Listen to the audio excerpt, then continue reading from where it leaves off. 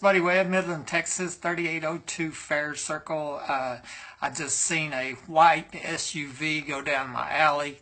Around here, normally the police are driving the white Tahoes, and so I wondered if that was a police vehicle in my alley.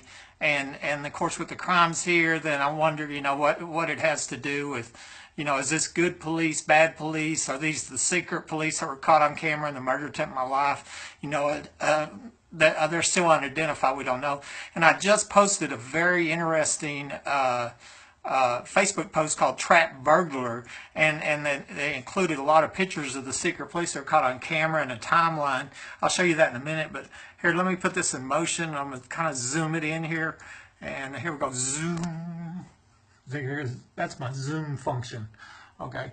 And so, anyway, I'm going to zoom out there, and I'm going to pause this, and I'll show you that Facebook post about the Trap Burglar.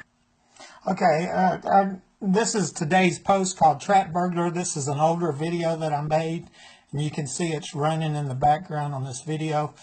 I don't like to read to you, but it's real short, so I'll do it real quick. Trap Burglar. After I returned from the hospital, I found the evidence which led me to believe that I had unknowingly trapped a burglar in my guest bathroom on the day of the shooting. I believe this could be a part of the motive for murder. I was on the other side of my door with a gun, and I'm sure they were worried since I have a right to protect my home and my life, just like you do. The same laws that apply here apply to your home. And my first call for a burglar in my home was 14 months before January 28, 2012, the day of the shooting. And I quickly figured out that this wasn't a one-time home invasion burglary. This home was rigged with hidden access to assist with these felonies. Half a dozen people are now documented saying there's an underground facility near this house. By the time this day happened, I had already been told that a trapdoor was here, so I was trying to compartmentalize my home by securing the unused rooms. I got this idea to tie wire the door shut, and I bet they didn't see that coming. It looks like one of them was hiding in my bathroom, my guest bathroom, when I tie wired that door, except I didn't know it. This gave them a choice. They could either call 911 and admit to being a criminal caught in a crime, or they could murder me. It looks like they chose to play the murder card. You will see in this video that I found pry marks on the top of the door frame and the hinge torn off from the wall. I wonder if the secret police let this burglar out, or if it was the people who were sitting in my car when I crawled out on my hands and knees. You can see the headlights of my car being turned off on the security camera video, proving they were here. As shown with many proofs, the crimes at this home still continue, and I'm very aware of how dangerous it is to apprehend these armed and dangerous criminals. They will shoot you in the back and call the secret police to cover it up. And so there's a video here. You can go to my Facebook under Buddy Wayne Webb here in Midland, and you'll see that video called Trap Burglar. And then I added a picture here, okay, and what it does, I'm showing the pry marks that I found on the inside of the door, and I painted the whole house when I moved here, so I knew them were new. They were on the inside of the door jamb, so somebody had tie wired that door shut, and somebody had got trapped in there, and they were panicked to get out, I'm sure, okay. And then here's the nurse's notes from the hospital saying, here, I was tie wiring my doors to keep them out, and so, and that's what happened. So it looks pretty obvious that I had trapped one of these burglars, home intruders, criminals that had been terrorizing me in that room. Okay, and so then I went kind of a timeline on this. At 10:42 on 1/28/12. Then I'm showing me crawling out. The reason I crawled out and didn't call for help was because my phone lines had been cut. They tried to kill me. You see the headlights on my company car are on, and then the headlights on my company car are off. Okay, they were sitting in my car when I screamed for help and turned it off. Okay, did these people go let the people out that were trapped in that room, or was it the secret police? So this was at 10:42 that we document somebody's at my house right after I shot. 11:01, the first police car shows up, and you can see it real well here that it's a police car. You can tell, and this is an unmarked white, looks like a Crown Vic. Second police car, two police cars, time stamped at 11:01. So that's about 19 minutes. Nobody will tell me who they are, but I will say this: a family member of a local law enforcement officer told me that one of these first two secret police was the late Sheriff Deputy Mike Naylor, and he died in the line of duty in 2014.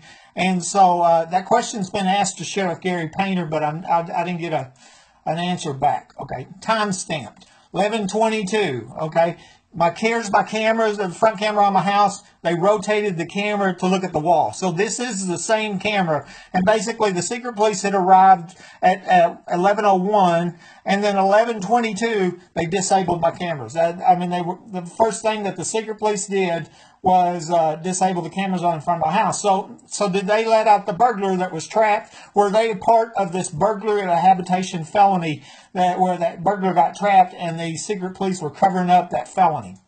Okay.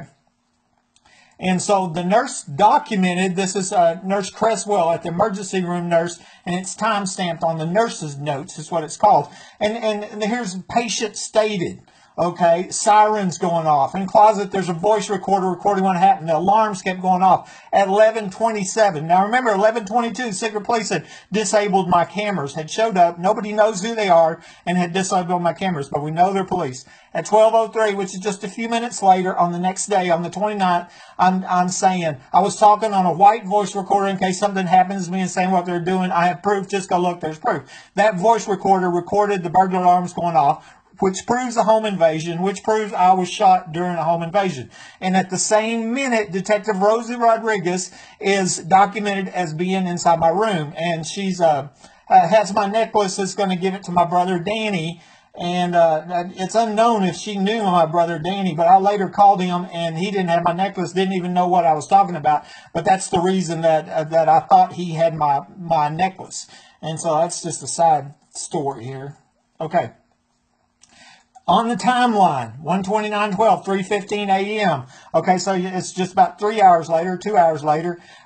This is the Windows event log, shows that my computer, which was running the inside camera, was manually rebooted. User initiated log off. Somebody was physically here. The police report shows nobody was at my house. Okay, but the security camera pictures show police were here. So really, we know what happened is I told Rosa Rodriguez proof was at my house. They come to my house, sneak into my house, disabled the camera, thought they had it disabled to steal the evidence and stage the crime scene to cover up this failed murder that was part of this home invasion, and they got caught. And so here's the proof that shows that the user initiated log off at 3:15 a.m. Okay, time stamped. 3:36 a.m. is the first pictures of the secret police in my home, and this one's got a bun on her head. That's obviously April Chandler, and then some other police.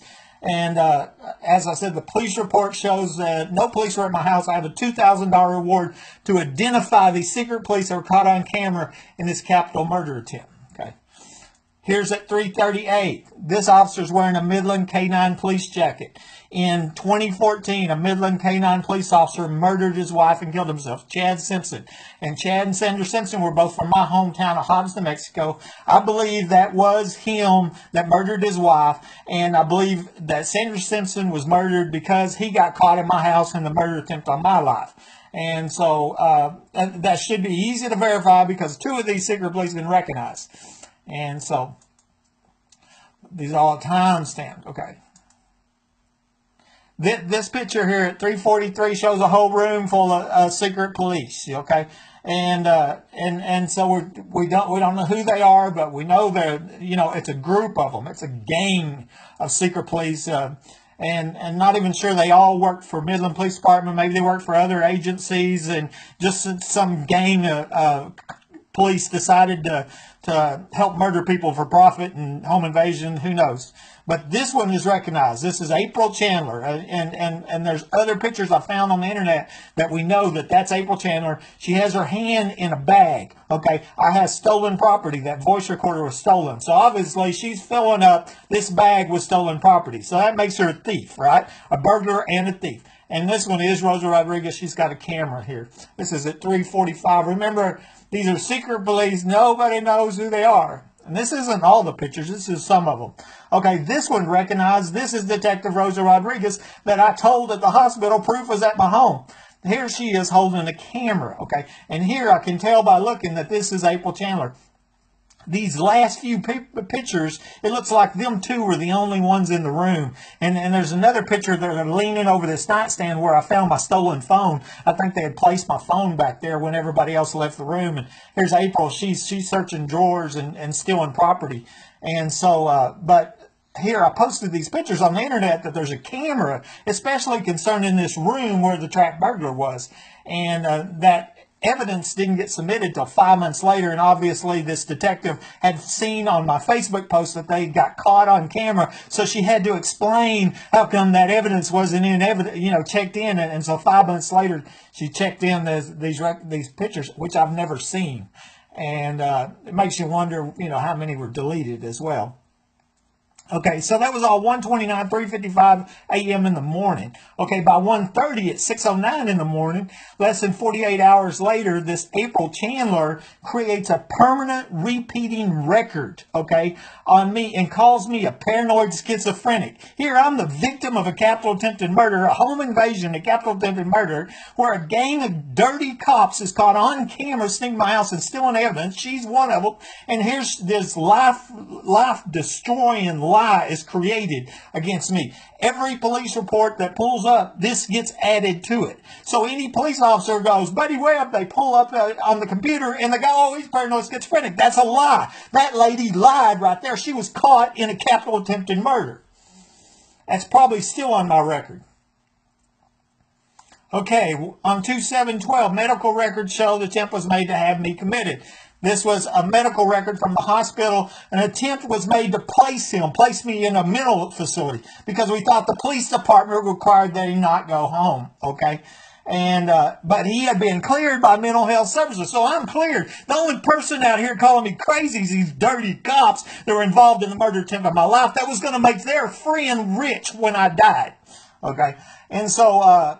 and then it goes on, offered this patient right below the knee amputation over and over and over and over. They tried to cut off the evidence, my leg, okay? And there's falsified x-rays. That's a whole nother side of the story of what's going on, of the intentional maiming and mutilation, the dismemberment of a crime victim to cover up this failed murder that police were involved in, and I'm not anti-police, but I'm anti-corrupt police, especially the ones that are murdering citizens. Okay, this is timestamp, Rosie Rodriguez, and we're going to see it's June 25th, 2012. Remember, I'm shot in January, okay? So here's the CD with the photos, timestamps. And so she submits it. What happened was, here, I'd found that evidence and posted it on my Facebook, and so she had to have an answer. So she comes in 5 months later, almost 5 months, and then also the victim statement, the consent to search form. She had showed up at the hospital room on February 1st and had me sign a consent to search form, pretending that they were going to go to my home and start the investigation, and not knowing that they'd been caught on camera. And so she was holding that evidence back, but then once again she submitted it late. And these two drawings are hand drawings that I gave her at the hospital, going, here, check these places for hidden entrance. And they're pretending that they're decent human beings. Well, they're not. I mean, these are not decent human beings. They're destroying the life of a citizen that's home minding his own business and moves into a home that's rigged for murder, literally. Anyways, I'll take you in there and we can still see, okay, these pry marks on the door, and because I've never taken them off. And there they are right there. And so obviously, like I said, the whole place was painted, And when I first moved in here, you can see where somebody stepped on the ceiling up there. And this door right here is where I found the hinge was torn from the wall. So this was one of the doors that was tie-wired shut. But anyway, Midland, Texas, and we must identify the secret police, stop these crimes. Talk to you later. Bye.